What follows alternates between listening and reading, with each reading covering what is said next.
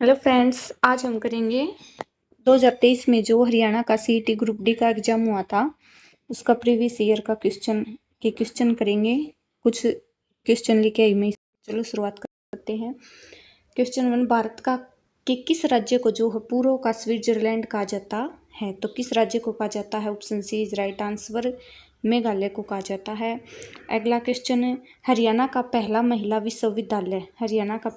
विश्वविद्यालय कहाँ स्थित है? तो ये है हमारे रोहतक में। हरियाणा दिवस कब मनाया जाता है? तो हरियाणा दिवस जो है वो 1 नवंबर को मनाया जाता है। अगला क्वेश्चन है कि भाखड़ा नांगल बांध जो है वो किस नदी पर बना हुआ है? तो ये बना हुआ है सतलुज नदी पर। फिर अगला क्वेश्चन है क्वेश्चन नंबर 5, हरियाणा के पहले मुख्यमंत्री कौन थे? तो हरियाणा के पहले मुख्यमंत्री थे पंडित भगवत दयाल शर्मा जी। अगला क्वेश्चन है कि हरियाणा का राजकीय पशु कौन सा है? तो हरियाणा का राजकीय पशु कौन सा है? वो है काला हिरन। अगला क्वेश्चन है, भारत की संविधान सभा की पहली बैठक कब हुई थी? तो भारत की संविधान सभा की पहली बैठक कब हुई थी? 9 दिसंबर 1946 को हुई थी। प्रसिद्ध सूरजकुंड मेला हरियाणा के किस जिले में लगता है? तो प्रसिद्ध सूरजकुंड मेला हरियाणा के किस जिले में लगता है? फरीदाबाद में।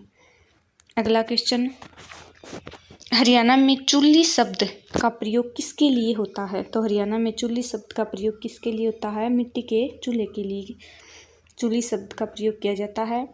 क्वेश्चन नंबर 10, प्रसिद्ध जो ब्रह्म सरोवर है वो किस स्थान पर स्थित है? तो ये है कुरुक्षेत्र में। ये सभी क्वेश्चन पहले आए हुए हैं 2023 के सीईटी के एग्जाम में, ग्रुप डी के। अब अगला क्वेश्चन है कि निम्नलिखित में से राव तुलाराम ने राव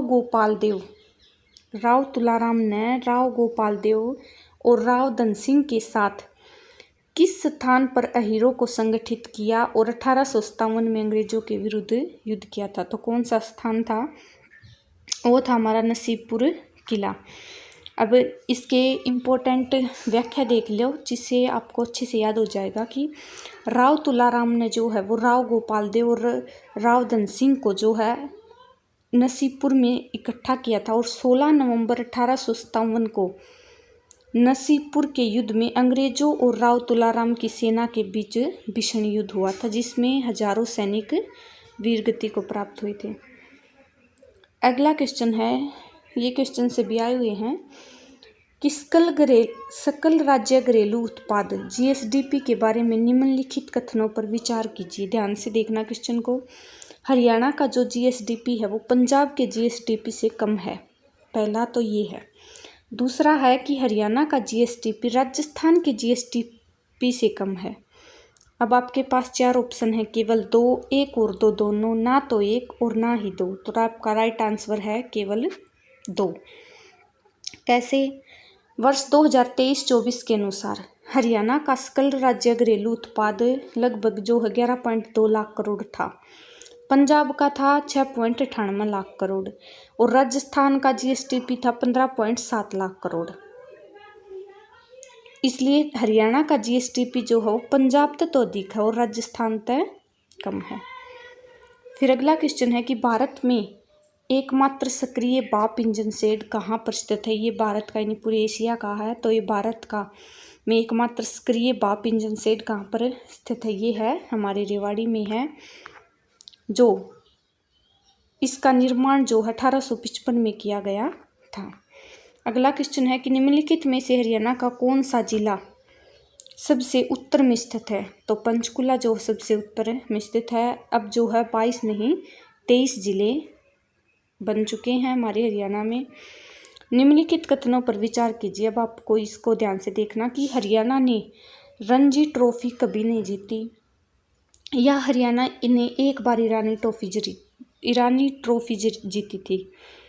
तो कौन सा कथन सही है? तो आपका राइट आंसर है ये दोनों ही हैं, ए और दोनों, क्योंकि हरियाणा की क्रिकेट टीम ने 1990-91 में जो है रणजी ट्रॉफी जीती थी और इसके अतिरिक्त टीम ने एक बार ईरानी ट्रॉफी भी जीती है। अगला क्वेश्चन है कि निम्नलिखित खिलाड़ियों में से किसे वर्ष 2020 में मेजर ध्यानचंद खेल रत्न पुरस्कार प्राप्त हुआ था? ये हुआ था हमारे विनाश फोगाट को। फिर है अगला क्वेश्चन, हरियाणा का राज्य पक्षी कौन सा है? तो ये है ब्लैक फ्रैंकलिन। काला तितर जो है हरियाणा का राज्य पक्षी के रूप में जाना जाता है, और काला हिरन जो है वो राज्य पशु पीपल हरियाणा का राजकीय वृक्ष है। ये आपको तो बेसिक है, याद होने ही चाहिए। फिर है राष्ट्रीय सीमा शुल्क, अप्रत्यक्ष कर और स्वापक द्रव्य अकादमी कहाँ पर स्थित है? तो ये कहाँ पर है? ये है हमारे फरीदाबाद में। और जो NACIN केंद्रीय अप्रत्यक्ष सीमा शुल्क बोर्ड, राजस्व विभाग और वित्त मंत्रालय भारत सरकार के प्रशासनिक नियंत्रण में कार्य करते हैं। अगला क्वेश्चन है कि हरियाणा का सर्वाधिक घनत्व वाला शहर कौन सा है? तो ये है हमारा फरीदाबाद। हरियाणा का जनसंख्या घनत्व 573 है। सर्वाधिक जनसंख्या वाला जिला फरीदाबाद है, और न्यूनतम जनसंख्या वाला घनत्व वाला जिला जो है वो सिरसा है। जनसंख्या की दृष्टि से भी फरीदाबाद सबसे बड़ा जिला है। जो माता मनसा देवी मंदिर है वो हरियाणा की समकालीन किस कला का कौन सा स्वरूप है? तो ये है भित्ति चित्र। कैसे कि हरियाणा के पंचकुला में जो है माता मनसा देवी का मंदिर भित्ति चित्रकला का शानदार उदाहरण है। भित्ति पर जातक कहानियों को चित्रित किया गया और मनसा देवी मंदिर हिमालय की शिवालिक श्रेणियों में स्थित है। अगला क्वेश्चन है, निम्नलिखित कथनों पर विचार कीजिए। हरियाणा में पहला कथन क्या कि हरियाणा में पुलिस रेंज का शीर्ष अधिकारी अपर महानिदेशक से कम पद का अधिकारी नहीं होता। दूसरा, हरियाणा में 5 पुलिस रेंज हैं, या फिर उपयुक्त में से कौन सा कथन सही है? आप इनमें से बताओ। तो इसका राइट आंसर हरियाणा में कुल 5 रेंज हैं, जिसमें है Ambala range, Hisar range, Karnal range, Rohtak range और दक्षिण रेंज।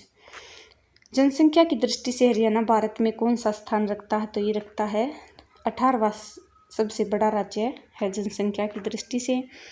निम्नलिखित में से क्वेश्चन नंबर 23 कि निम्नलिखित में से हरियाणा का कौन सा जिला राजस्थान के साथ सीमा साझा नहीं करता? तो इनमें से कौन सा नहीं करता? रोहतक नहीं करता। हरियाणा के 7 जिले जो हैं, जिनमें है सिरसा, फतेहाबाद, हिसार, भिवानी, महेंद्रगढ़, रेवाड़ी, मेवात की सीमा राजस्थान से लगती है। केवल रोहतक और चरखी दादरी ही 2 ऐसे जिले हैं जो किसी भी अन्य भारतीय राज्य से अपनी सीमा साझा नहीं करते।